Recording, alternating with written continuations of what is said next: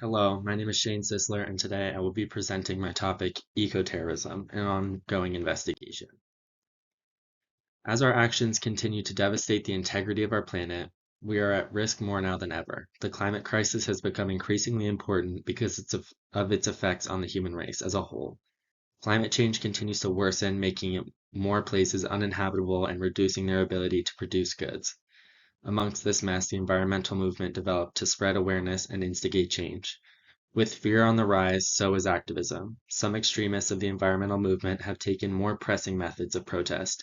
Eco-terrorism is a phrase proliferated by the US government to gain more control and prosecution power by using fear to justify their response. I aim to dissect the justification behind the actions of eco-activists and challenge the perception that they are domestic terrorists. By overanalyzing the overreach and prosecution of the government, I hope to shed light on the environmental movement, which encompasses a spectrum of peaceful and sometimes unlawful protests. Like any political movement, it harbors individuals with varying degrees of commitment, including those with extreme views. These environmental extremists, characterized by radical practices and beliefs, have been redefining eco-activism through tactics like ecotage, which can be described as sabotage carried out for environmental reasons. The nature of the movement at its core is selfless and not intended to harm people in any way. I interviewed a man who emphasized his deep empathy for the environment and the commitment to the well-being of all. Despite engaging in acts of ecotaging to disrupt deforestation projects, John Doe stressed that these actions have never been directed at harming individuals.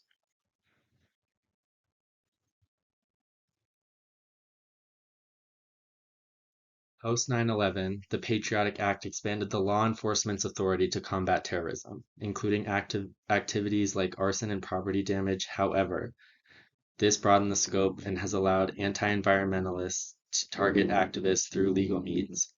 Federalized investigations, potentially involving agencies like the NSA, suggest a misuse of power diverging from traditional just jurisdictional limits.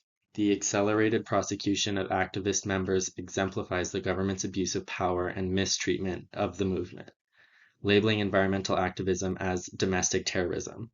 Despite its nonviolent nature, this demonstrates a misalignment with the movement's objectives. The government's actions contribute to the misconception that forces environmental concerns into a political narrative, further marginalizing legitimate activism. In conclusion, this misidentification and prosecution of the environmental activists as domestic terrorists highlight a troubling misuse of power by the government. The post 9/11 era has been an expansion of the governmental authority, and in this case, the expanse at the expanse of civil liberties and environmental advocacy.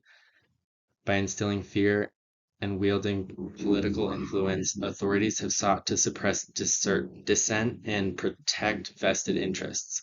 This heavy-handed approach not only undermines the integrity of environmental activism, but also perpetuates a cycle of unjust and environmental degradation. Thank you.